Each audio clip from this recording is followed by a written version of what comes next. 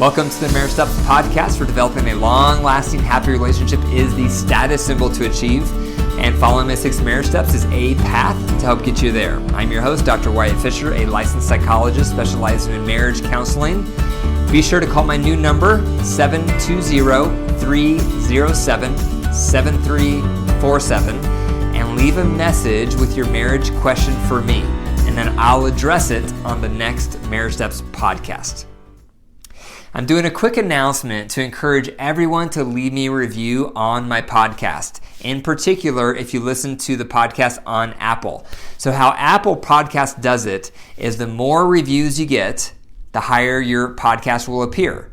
The higher your podcast appears, the more people see it, so the more couples worldwide can benefit from the podcast. So if you have not already left me a review, please consider doing so. It takes about 5 seconds after the episode today. Just scroll down and find the 5 stars and just click however many stars you think I deserve. I would love 5 if you think I'm worth 5 stars. And that will tell Apple this podcast must be helpful, and then they'll raise me in the rankings so other people can find it. So far, I have around 45 reviews, and I would love to get it up to 100 reviews. So again, if you haven't left me one, please consider doing one today. The marriage tip of the day is cultivate new, exciting hobbies with your partner. Have you noticed how easy it is to feel bored in your relationship? Like you just do the same thing over and over, like you're in a rut? I've been there, and I know you've been there if you've been together for a while. So therefore, consider cultivating new, exciting hobbies together. What's something new you both could do that you both would enjoy? Think about that. You may need to Google some options. Maybe Google the top 10 or top 50 hobbies couples do together, and then from that list, talk about it with your partner so you can find something you both would enjoy, that you both would have fun with. One hobby I love to do is I love to tube down rivers. I really enjoy tubing down rivers. We live in Colorado, so we don't have very many nice big lakes, but what we do have is nice rivers. So a couple weekends ago, my wife and I got these tubes, and we went up to Lyons, which is close to where we live, and we tubed down the river about an hour and a half, and I loved it. It was really cold, unfortunately, so when we got out, my teeth were chattering and my lips were blue, but it was fun. And that is something my wife and I did together, and we enjoy. Another thing we're going to try to start doing together is cooking together. I enjoy having nice meals. I enjoy cooking, actually, and my wife is starting to enjoy cooking more. So we thought this morning, we were talking about how we should start cooking dinners together.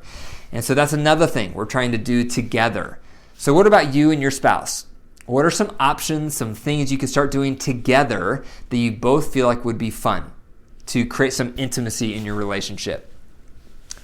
Speaking of cooking, the marriage joke of the day is my partner treats me like a god. Every night when they cook, they serve me burnt offerings. Okay, the marriage message of the day is 4 ways to become one eye in and one eye out. So if you've listened to my podcast for a while, you've probably heard me talk about this concept of 2 eyes in or 2 eyes out, or 1 eye in and 1 eye out. 2 eyes out means you're primarily focused on your partner and what they need and how they're feeling and what's going on in their life. You're hyper-focused on them, and you lose track of you. You lose track of your needs. You lose track of what's going on in your world, and so does your partner. And that's not healthy.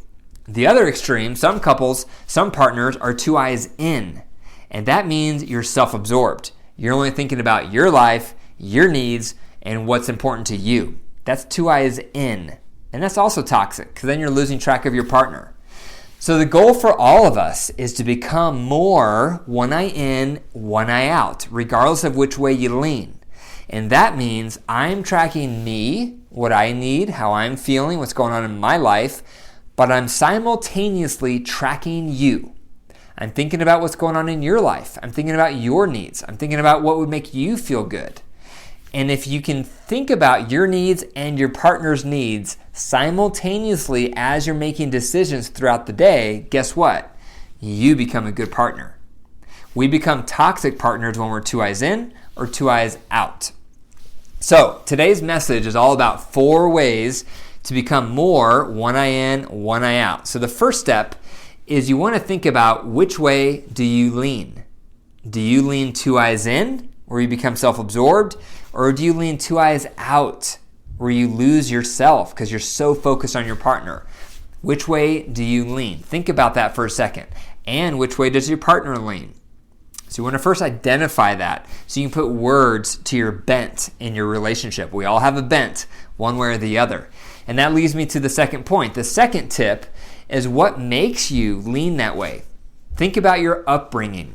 Most likely, there's a lot of clues in your upbringing that influences which way you lean. So for my wife and I, we both have a tendency to lean two eyes in, where we can get more self-absorbed and thinking about our needs and what would be best for us. And so in my life growing up, one of the reasons I can lean two eyes in is I was raised by a mom who focused a lot on me. She spent a lot of energy on me. She gave me a lot of quality time, a lot of conversation, and it was centered around me. And so because of that, I can have a tendency to be two eyes in. Another reason is I had a lot of freedom growing up. I came and went as I pleased, did what I wanted, and so that also got me used to doing things how I wanted them, and things revolved around me. My wife is very similar. So growing up, she was raised primarily by her mom and her grandma in Germany. And so both of those females in her life catered to Alia and what Alia wanted and what Alia felt and what Alia wanted to eat and what she would like to do. Both her mom and her grandma centered their lives around Alia, my wife. And so because of that, she also has a tendency to be two eyes in. So we have both had to work on this in our relationship to become more one eye in, one eye out, because it's been a growth area for both of us. So what about you? If you're two eyes in or two eyes out, what about your upbringing has made you that way? What's influenced your development to be that way? Because you're like it for a reason. But don't use your background as an excuse to be that way. It's just an explanation of what's developed you. But don't let it dictate how you are. Because again, no matter which way we lean in marriage, two eyes in or two eyes out, it's all of our choice if we continue to operate that way. Because that's not being a good partner. A good partner is one eye in, one eye out. The third step to consider is you need to value this concept of being one eye in and one eye out.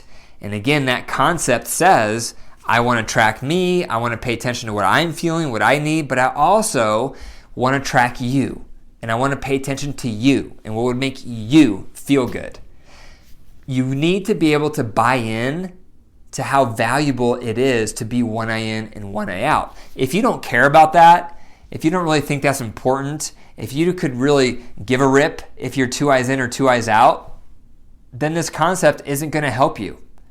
So you have to buy into the value of being one eye in and one eye out. Because if you buy into it, then that leads to step number 4, which is how do I get better?